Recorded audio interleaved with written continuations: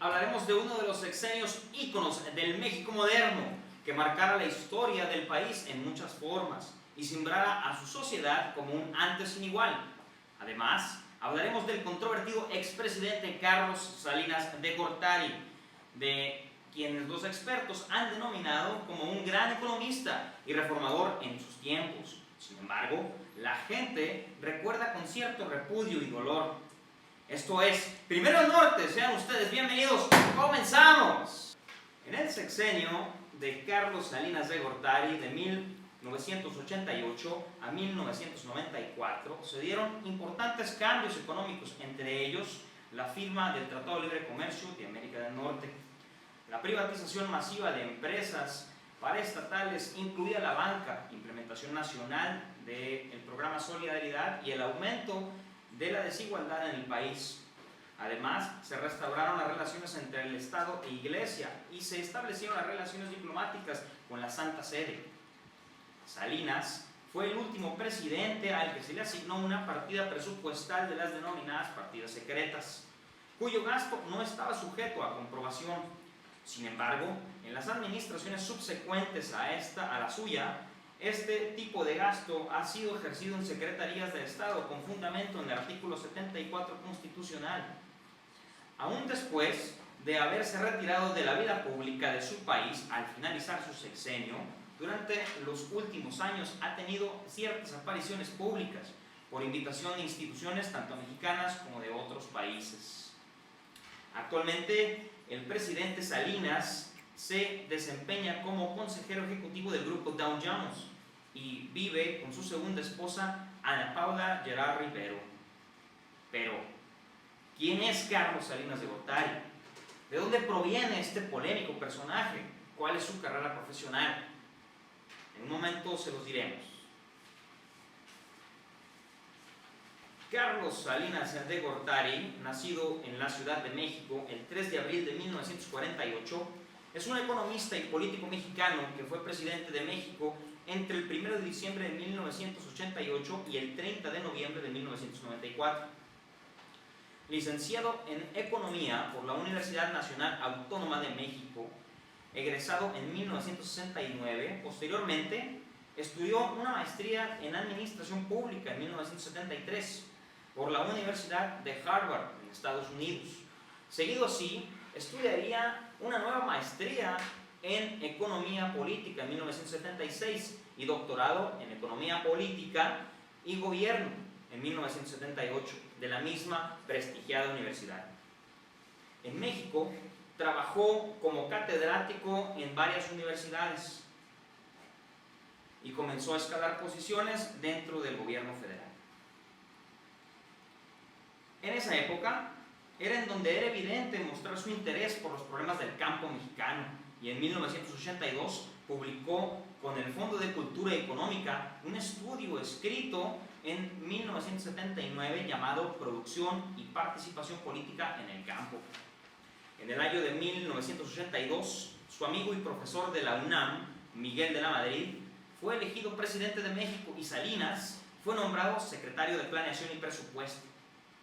Carlos Salinas fue designado candidato a la presidencia de la República por el Partido Revolucionario Institucional el 4 de octubre de 1987 y resultando electo presidente de México el 6 de julio de 1988.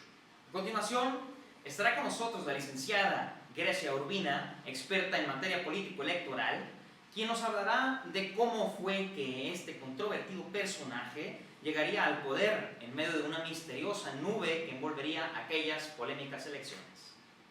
Bienvenida, licenciada. Muchas gracias, Sergio, por haberme invitado a esta mesa de análisis referente a las elecciones de 1988 de Carlos Salinas de Gortari. Carlos Salinas de Gortari ascendió a la presidencia de una de las elecciones más polémicas de la historia reciente en México, en las que ocurrieron diversas irregularidades. Las elecciones se llevó a cabo el 6 de julio de 1988, luego de una inestabilidad económica de más de 10 años. La estructura del PRI se vio debilitada y por primera vez en la historia moderna de México se vio en la candidatura de Cuauhtémoc Cárdenas como una posibilidad real de ser la primera alternancia en el país. A la noche de las elecciones, los datos que liberan la Comisión Federal Electoral por medio de la Secretaría de Gobernación, Manuel Bartlett, se interrumpieron.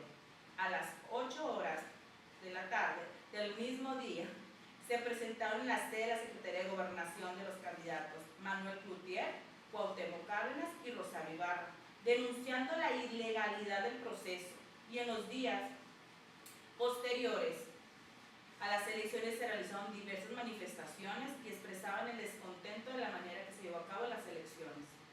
Los resultados fueron oficiales, fue de 50% para Carlos Salinas, 31% para Cuauhtémoc Cárdenas y 17% para Manuel Cloutier.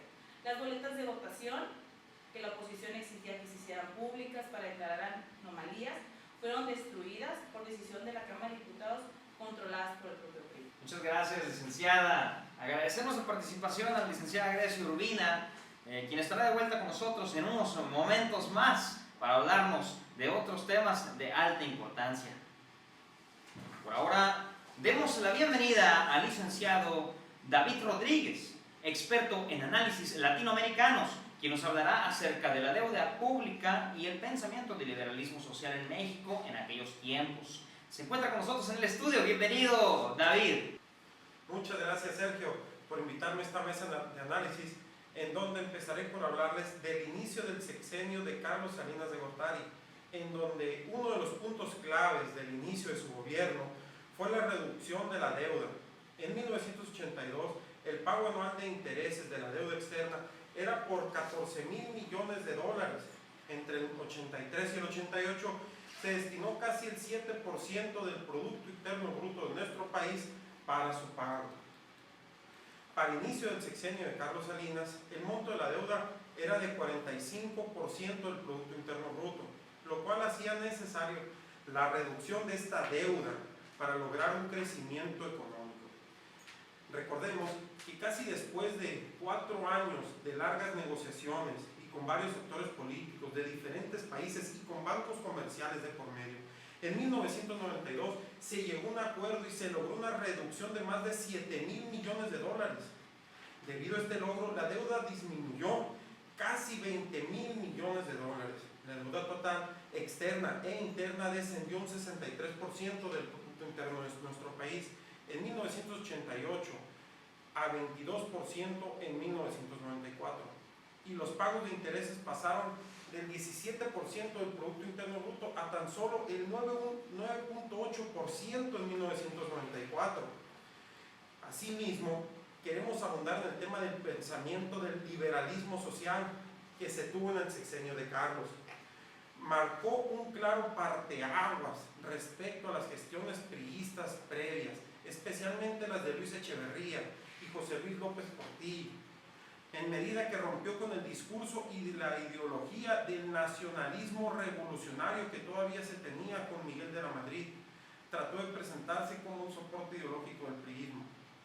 Salinas adelantó una serie de tesis que él mismo englobó bajo la categoría del liberalismo social, que buscaba recuperar lo mejor de las tradiciones ideológicas del liberalismo juarista del siglo XIX y de la Revolución Mexicana del siglo XX. Asimismo, en ese sentido, Salinas pronunció una serie de discursos entre el 91 y 92 que sirvieron de soporte para impulsar algunas de sus más ambiciosas reformas.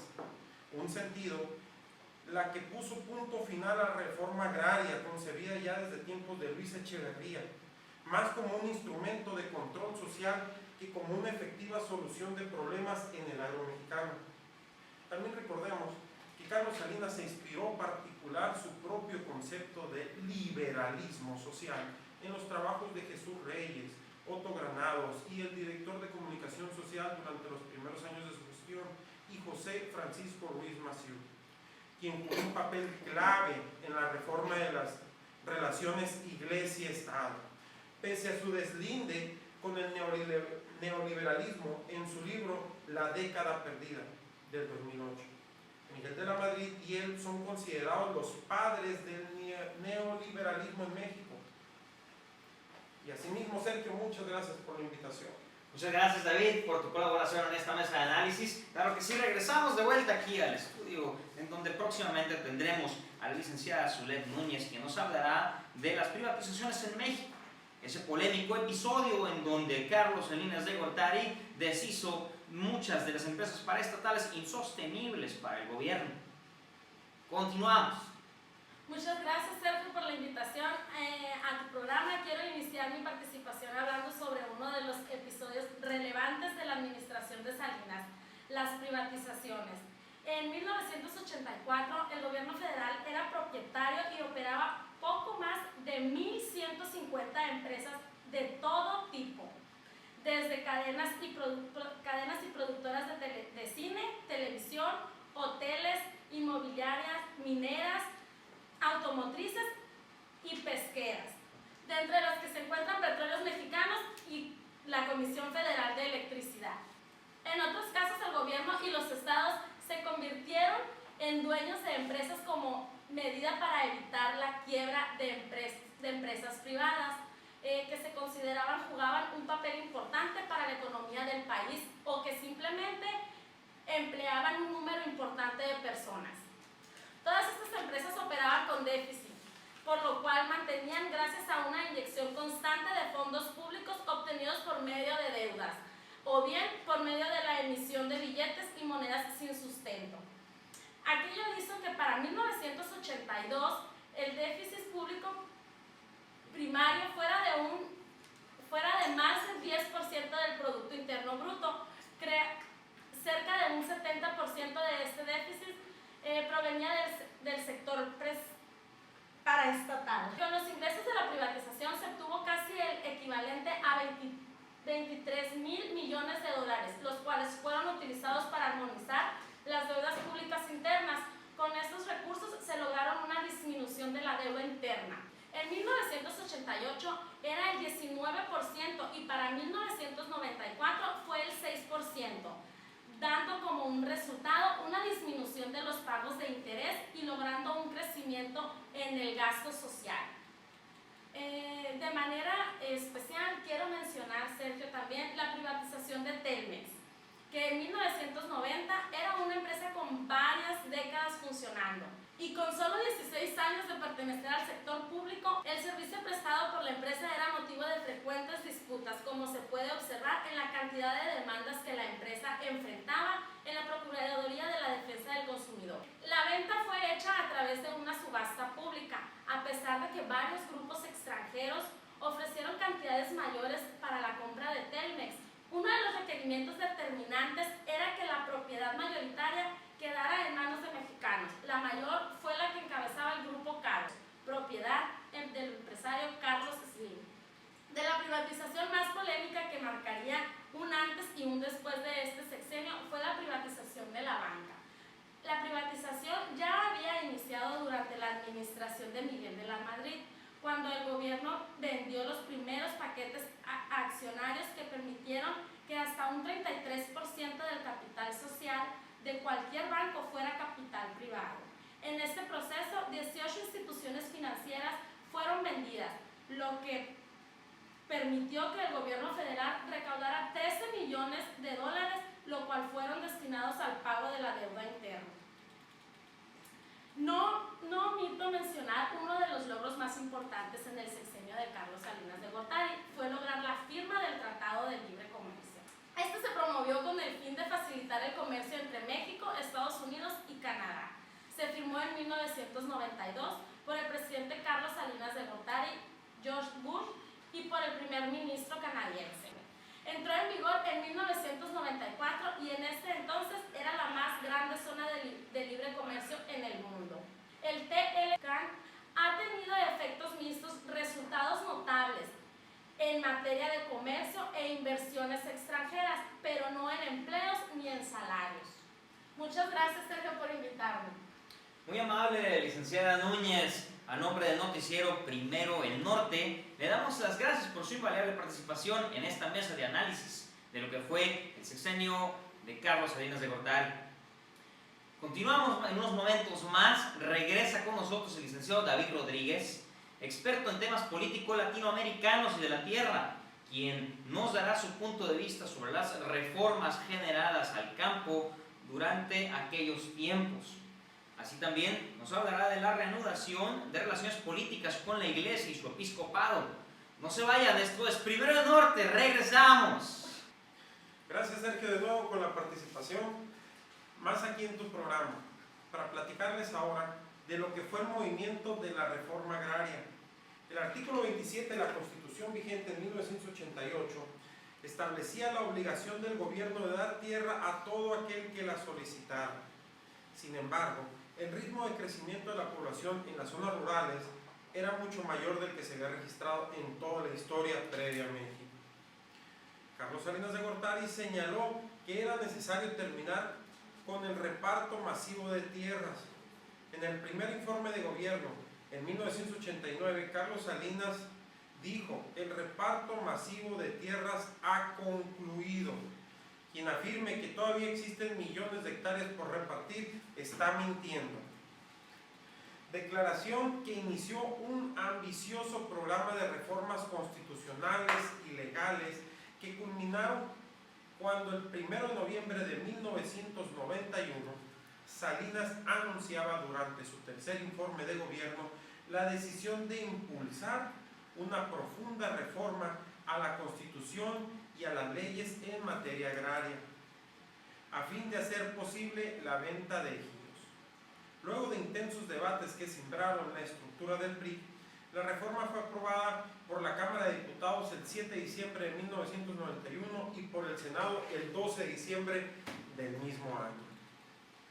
Continuando con mi intervención, quiero contarles que parte del legado de la administración de Salinas lo constituyó la amplia reforma de la relación Iglesia-Estado, promovida por él mismo.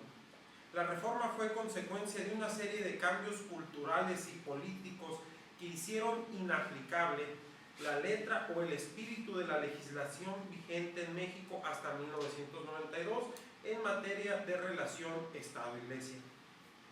Las visitas del Papa Juan Pablo II hicieron evidente la incapacidad del Estado para aplicar la legislación. Además, en distintos estados de la República, la Iglesia se convirtió en un importante promotor de severas críticas al carácter autoritario del régimen político vigente en México. En 1992 también, el Partido Revolucionario Institucional presentó una iniciativa de reformas de los artículos 3, 5, 27, 28 y 130 de nuestra Constitución. Las reformas apoyadas por una abrumadora mayoría de diputados y senadores del Congreso, electos por los tres principales partidos políticos de México, el PRI, el PAN y el PRD, modificaron de manera radical los términos de la relación con las iglesias, especialmente con la católica. El siguiente paso ocurrido cuando se reanudaron, luego de más de un siglo de estar interrumpidas las relaciones diplomáticas entre México y la Santa Sede, para dar paso finalmente a la promulgación de nuevas leyes reglamentarias en las relaciones Estado-Iglesia. Agradecemos la participación del licenciado Rodríguez. Muchas gracias, David. Continuamos ahora con la licenciada Grecia Urbina, experta en materia político-electoral y de desarrollo social en México, quien nos dará cuenta de lo que fue el programa ícono estrella del sexenio de Carlos Salinas de Gortari y que marcará además su continuidad para los futuros desarrollos sociales de los gobiernos venideros. Grecia, ¿qué tal? Adelante.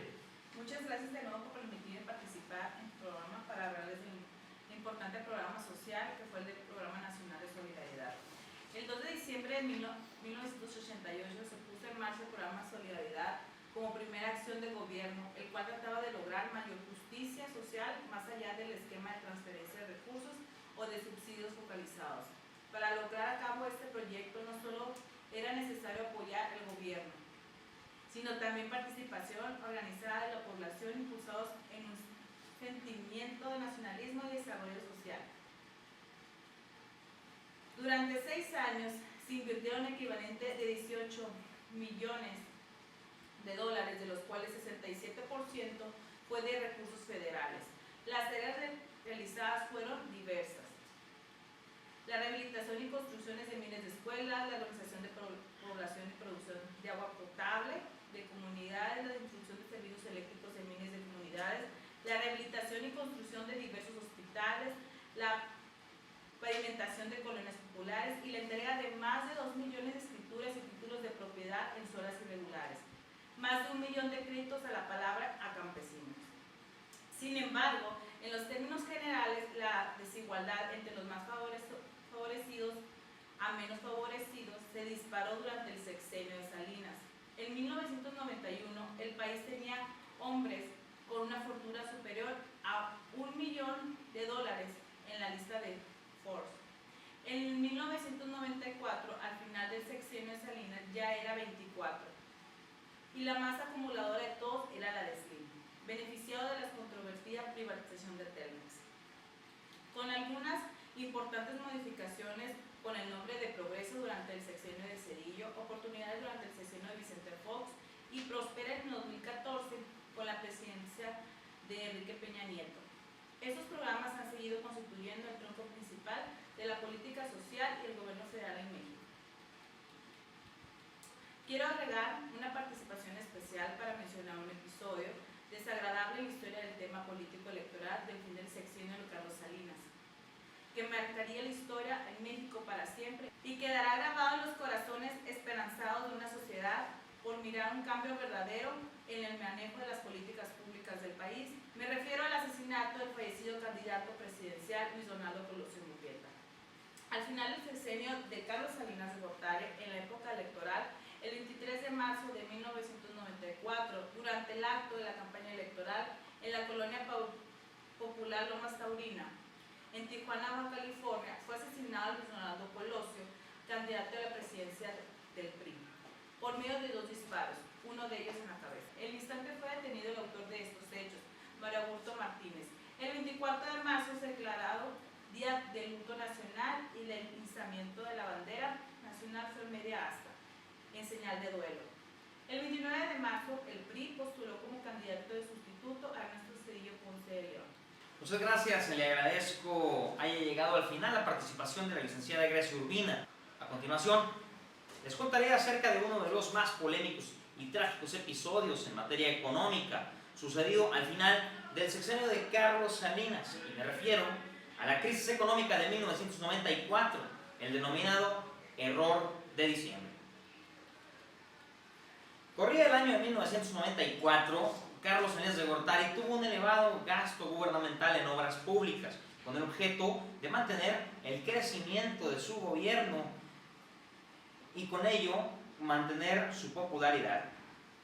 Este gasto gubernamental llevó a un déficit de cuenta corriente histórico y para poder lidiar con ello, Carlos Salinas emitió los denominados tesobonos, instrumento financiero del gobierno que aseguraba el pago en dólares y con los cuales pudo recaudar fondos en el Banco de México.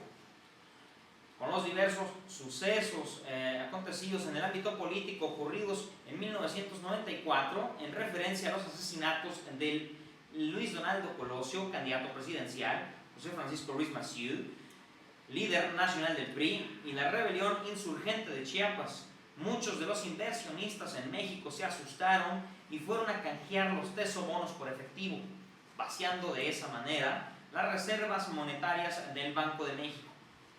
Era necesario la toma de decisiones económicas para impedir la crisis, tal como la alza de las tasas de interés, para recuperar las reservas y contraer la base monetaria o generar una devaluación controlada del peso. Sin embargo, Salinas de Gortari no tomó ninguna acción, presuntamente con el objetivo de no perder su popularidad, puesto que buscaba el apoyo internacional para su candidatura a director general de la Organización Mundial de Comercio. Fue en ese entonces que Ernesto Zedillo Ponce de León, sucesor, incapaz de articular una estrategia de amortiguamiento de los vencimientos de los pagarés en dólares, denominados tesobonos, con un manejo incorrecto de los términos políticos, fue corresponsable y precipitó el advenimiento de una de las peores crisis financieras vividas en México, conocidas como el error de diciembre, y en el exterior y en el mundo conocido como el efecto tequila. Y es así como su noticiero Primero del Norte, da fin a este trabajo de investigación y mesa de análisis. Agradecemos a cada uno de los expertos que estuvieron presentes con nosotros, brindándonos sus experiencias y aportándonos sus invaluables participaciones. Así también agradecemos a usted haya permanecido con nosotros en la remembranza de lo que fue el sexenio de mayor controversia en el México moderno. Muchas gracias y que pase buen día.